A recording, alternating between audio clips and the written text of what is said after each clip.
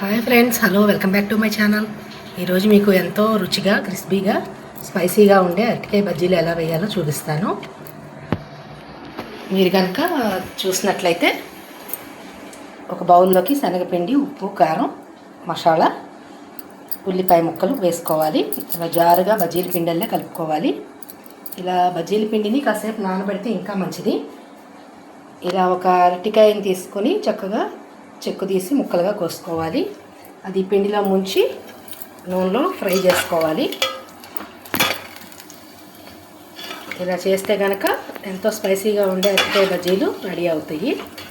Evening snacks లాగా తినొచ్చు, morning tiffin లాగా తినొచ్చు.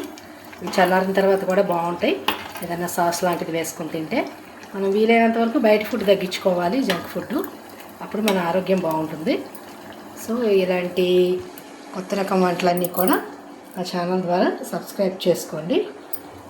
అందరికీ లైక్ చేయండి, షేర్ చేయండి.